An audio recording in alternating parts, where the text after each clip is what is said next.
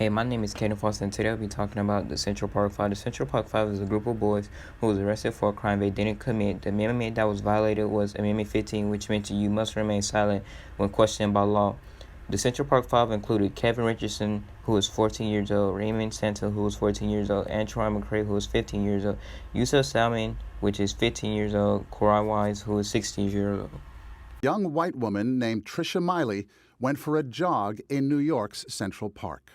It was a brutal attack on a 28-year-old woman jogger. She was dragged down the bushes where she was beaten and sexually assaulted. The attack was an outrage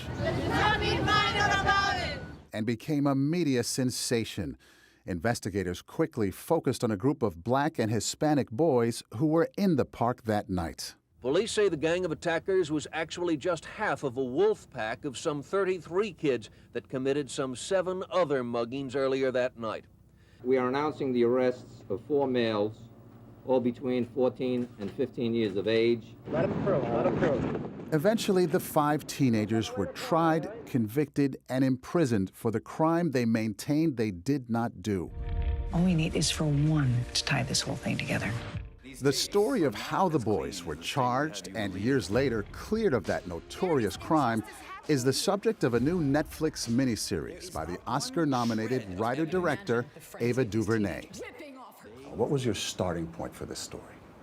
My goal was to humanize boys and now men who are widely regarded as criminals, and in doing that, to invite the audience to reinterrogate everyone that they define as a criminal.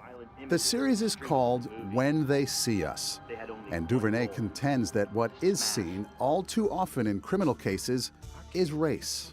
I'm asking the question to everyone, what do you see when you see black boys? And that's a painful answer because I know what the answer is for many people. It's exactly what these boys were called, wolf pack, animals, criminals. So much so that they could be tossed aside on a case that was made from a complete lie. Kevin, Antron, and Raymond saw you messing around with the lady. Who said that? In the series, as in life, only 2 of the 5 teenagers even knew each other. But during interrogation, they say police coerced them to create stories implicating one another.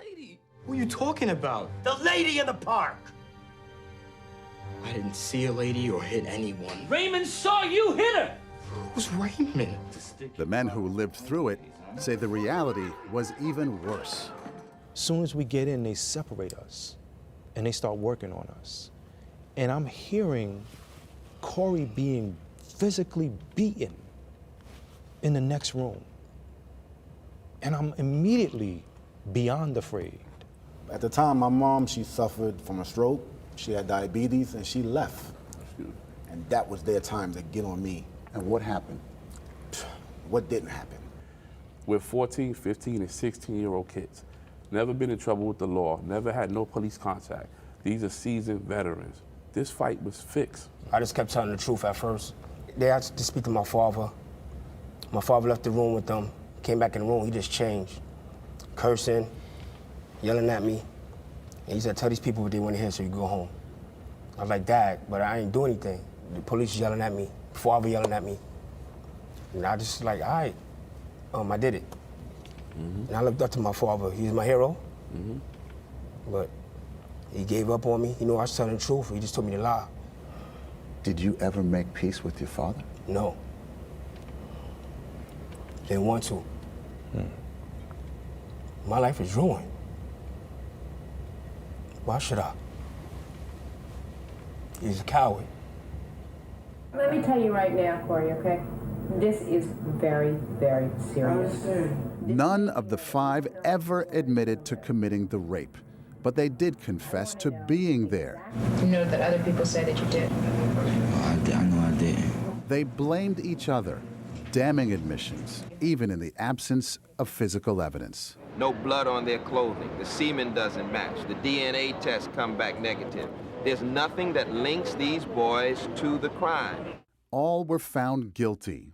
4 of the 5 served about 7-year sentences as juveniles, refusing early parole because it required admitting guilt. But the oldest of the group, Korey Wise, served time as an adult.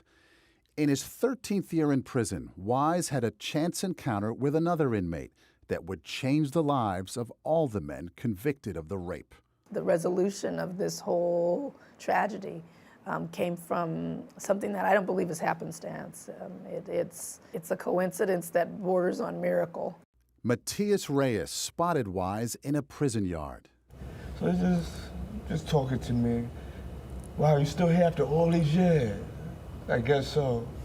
They'd met years before, and he began to feel guilty that Wise was still in prison for a crime Reyes had committed. He saw Korey and was like, he's still here? I gotta tell the truth. Reyes confessed that he alone committed the rape, offering details about the crime that only the assailant would know. His DNA was a match, and the men were exonerated.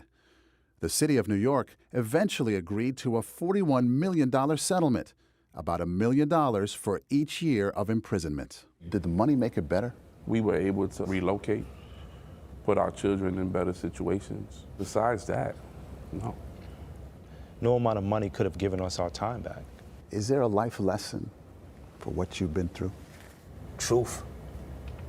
I preach to my kids, just tell the truth, be true to who you are.